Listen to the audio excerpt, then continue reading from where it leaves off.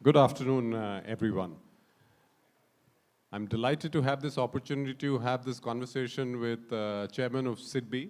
SIDBI as an institution is uniquely placed to help India navigate its crucial challenges on employment creation, on green and sustainable development, and an institution which is working so closely with all the MSMEs, putting all kinds of capital, be it debt, blended, equity, into fund of funds.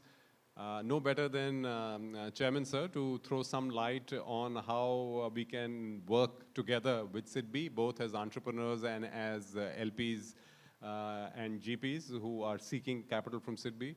So, Chairman Sir, first starting off on a general note, what would be your words of wisdom to entrepreneurs as well as to GPs who are seeking the funds from SIDBI to invest in green enterprises, in Deeptech, and other such initiatives?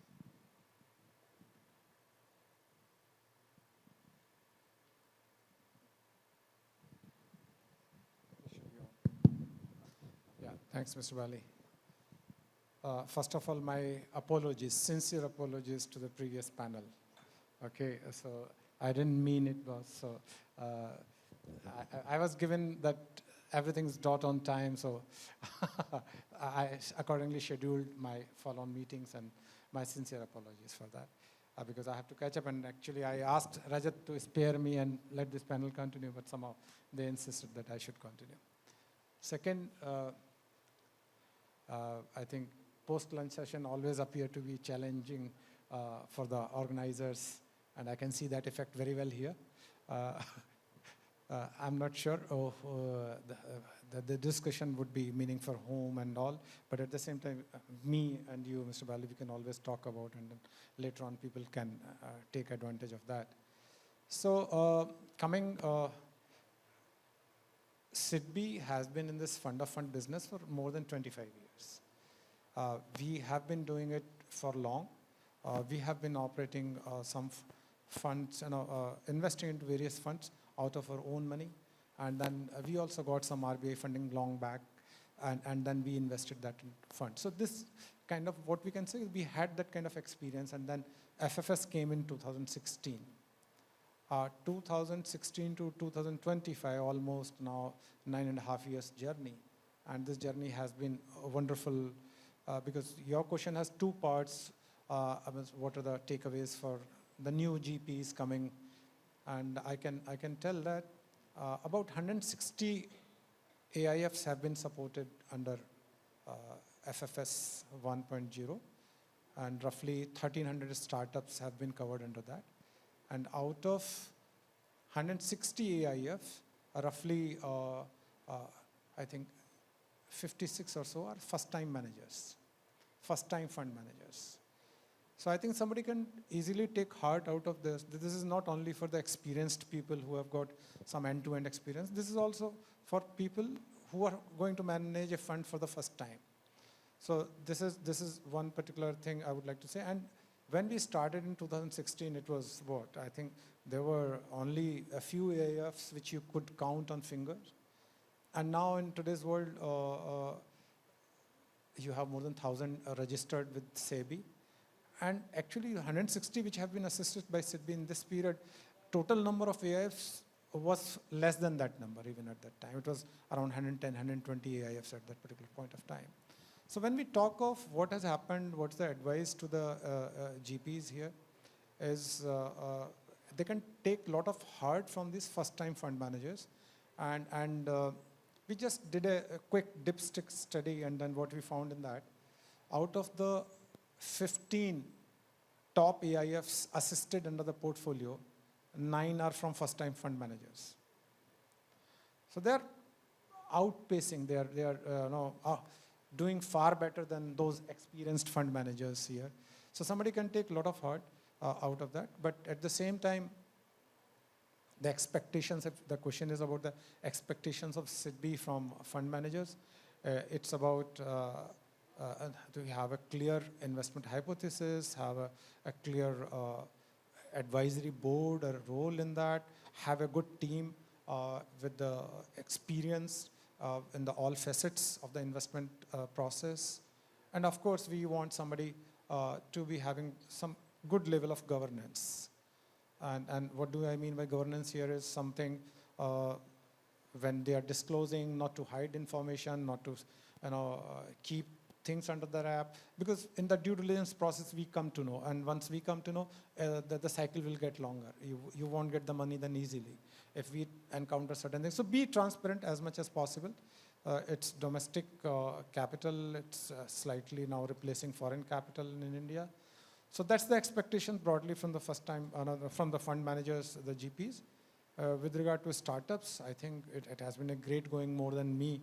I think you guys would be knowing it much better. But at the same time, what we can say is these investments in 1,300 startups roughly, it has given a gross IRR of more than 20% to SIDBI at the FFS, at the fund level. So which is excellent. And we have so many success stories, a few not so good stories, and a few write-offs as well, which is part of the business. So I think I'll leave it here, and maybe Mr. Bali. Fantastic to know that first-time fund managers are performing equally, if not better than more experienced fund managers. So everybody can take heart from that. So on that related note, I think all across the globe there is a greater emphasis on making sure that the capital flows into women-owned and women-run businesses. If I remember my numbers right, only about single-digit percentage of the capital flows into women-owned, women-run businesses. Any initiatives that SIDBI is taking to promote either first-time fund managers who are women or channel more capital towards women-led enterprises? It's a fact that participation of women in this industry has not been proportionate. And if I can give you some stats, I think about 198 startups out of 1,300 are women-led. And when we are talking of the funds, it's also only a few number of funds which have been led by the women. And what we realize here is that even women-led funds have done better than the average fund of the same vintage. So they have been, women-led funds have been able to do better than the overall portfolio of SIDBI in that. And if we slightly broaden this particular issue, woman as an entrepreneur, woman as business person, so you would find that when a microfinance borrower, mostly women, repayment track record would be more than 95%, 97, 98%. And most of the funding will go to the woman enterprises for the microfinance, for the loans of 1 lakh, 2 lakhs of thing. But when the loan gets bigger, when the requirement is in the range of 50 lakhs, 100 lakhs, so the percentage drops steeply. Why? Well, somebody who has been a good borrower for a smaller loan is not considered to be a good borrower for a bigger loan. And similarly in this industry also what we have seen is over a period of time, the percentage of the qualified women in IITs and IIMs, it has increased, and probably there had been conscious efforts for that. I was just checking on the data, the participation of women in the student ratio, it has now gone by 3 to 4% in case of IITs. It has been a conscious effort. Some of IIMs like IIM Kozhikode, IIM Indore, they have kept a very good reservation for the woman. I see now even in other institutes like MDI and everywhere there is a higher weightage for a woman candidate. So all these efforts, what they are doing is they are getting qualified women into these institutions of excellence, higher education, and that's where they're getting better exposure. So what I see in the going forward, once these women are there in the higher education institutions of excellence, and then they are getting into the jobs, probably with some experience, they'll again get into this industry also and improve the percentages. As of now, the participation appears to be slightly on the lower side of women entrepreneurs. In fact, even in the higher education institution, there had been doubts about whether they would be able to secure campus placements, whether it would be something detrimental to the interest of the institutions. But of late, the feedback is from various management colleges that women candidates have been doing better in the companies than the male candidates. So there is an increasing number, higher acceptance of the women candidates. So going forward, I think we as an industry also need to nurture this. And particularly when women-led fund managers are doing well, but women-led startups are not doing that well. So the data, the sample data is the FFS data, what we have at our hand, and we have found very clearly that women-led manager, the women-led AIFs. So maybe these are the women who have seen it. They are more experienced and then they have seen the world. They are doing much better. But women-led startups probably need further growth, further nurturing, further hand-holding, and there would be a role for everybody, every stakeholder, including IVC or SIDBI there. So incorporating all the learnings that SIDBI has had over the past decades in the FFS, the new 10,000 crore fund, how is it going to be thought about differently in terms of picking entrepreneurs in different segments like Deeptech, or going into smaller towns and making access to capital more democratized from the small town entrepreneurs, or any other such thinking process that you may want to share with the audience? So let me divide this particular question into two parts. One is about FFS 2.0 and FFS 1, what had been the learnings. And FFS 2.0, honestly, this is something we are all awaiting. So whenever it comes, the details, whenever they are out, probably it would be appropriate to talk about that at this hour.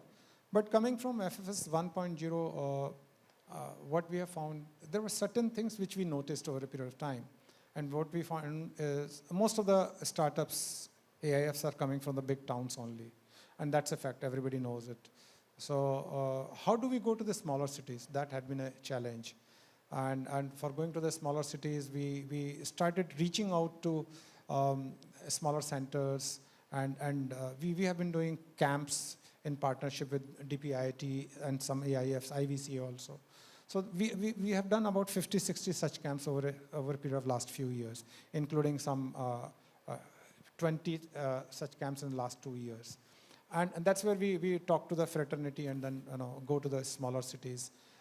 Another thing which we have done is, and in fact DPIIT has taken that lead, is they ensured they wanted every district in the country to have one startup registered at least. So sometimes it sounds so, what is this thing, having one startup at least? But you think of a district in Nagaland and somebody encouraging from Government of India and SIDBI, district authorities, please get a startup registered. Please ask a university. Please talk to somebody there and then get a few startups registered. Then there is a better awareness there. So these kind of efforts are going on, but certainly we need to do better in terms of assisting startups in Tier 2, Tier 3 cities, or even evolution of startups in the culture in that particular zones. And on the record, the sample again being FFS sample, startups from smaller cities don't appear to be doing that well in terms of next round of funding. So whenever, in fact, it would be interesting for you all to know that roughly 66% of the startups assisted under FFS have gone for second round of funding. Do tihai, 2/3 have gone. And in case of women entrepreneurs, it was 19%. So in case of smaller cities, the percentage is very low. There are not many who are going to the second round of funding. Probably indicates kind of, the need further hand-holding, further support. And another thing which we have done is in SIDBI, we realized there was a gap on the side of seed stage funds. So SIDBI has participated with 18 incubators. We have started investing on of our own in seed stage startup just to strengthen the whole movement. And another thing which we noticed was a shortcoming was about non-dilutive capital at the growth stage. So we have come out with a venture debt product. And now we are even funding pre-IPO stages as well. So SIDBI has now created another division. Besides fund of fund for startups, we have created another equity division where now we are directly getting into the startup investments or the pre-IPO stages or doing venture debt kind of products over there, where we engage directly with the startups. So this is what something, the learning which we have had from FFS 1.0. There are certain more things which will happen, but I think time would be appropriate when FFS 2.0 is announced, Mr. Bali. Thank you very much, sir. The words of wisdom were really wonderful and insightful for the audience. But one last question. I know our time's up, but one last question. India is, and the government is very focused on shifting away the focus on technology, deep tech, space tech, health tech, biotech. All these words are now getting thrown around. There's a lot more research that is coming out of India. Is SIDBI thinking of anything specific in the deep tech space, or you're still waiting and watching with all the various instruments that you already have in play to let the entrepreneurs leverage those rather than have one concerted new initiative around deep tech? No, I think it would be, let's just see, if you analyze what we have done in the deep tech space in the recent past, you see there are certain things which are led by the government. For example, if you talk of the space, and in the space now, I was just reading today, ISRO is the now #1 satellite launcher in the world. So they have become #1. And if you, I have visited some of the ISRO, Ahmedabad, and then talked to some space tech startups. Most of them have some history with ISRO. They were working over there, and after some years they gained experience, they had another idea. So they wanted to have their they go to IIM Ahmedabad or other facilities, or they were working somewhere in IIT Madras. And mind it, a lot of engineers, maybe more than 90% of the engineers of ISRO come from Tier 2 and Tier 3 cities. They don't come from those premier institutions of the country. So these Tier 2, Tier 3 engineers come to ISRO, gain experience, and then they plan for the startups there. And ISRO has got its own facility wherein they're helping through some kind of grants also. And now that in space, that space tech fund, Antariksh, and it's being operated by SIDBI. The SIDBI has got its own skin in this game. We have contributed that fund, and not only contributed, we are managing that fund as well. So space tech goes like that. Defense, in the case of defense, again, it's IDEX grant combined with the demand. In the space tech, it was equity and also the demand, which is being created by government agencies in case of defense also. So everybody knows that defense is something where the demand is coming from the government of India. And now there is the IDEX kind of a fund. So IDEX promotes innovation, and that there is a demand. SIDBI comes with some kind of a specialized products with this, for these particular defense startups. There are some specialized products which we have brought just to address their receivable management. Otherwise, these products are not available in the market. So likewise, what we are trying to do is not to copy whatever is being done or not to just join the bandwagon, but come with certain kind of a solutions for the problems encounter or which are the needs of the hour. So we engage very, very closely in these areas. AI is still emerging, and honestly speaking, at this hour, very difficult for me to say what role SIDBI would play. We are also watching keenly and improve our understanding of the subject and see how best we can contribute even in this. Thank you very much, sir, for your very valuable time. Audience, please give a big round of applause to Chairman SIDBI for sparing his valuable time and sharing his thoughts. Thank you very much.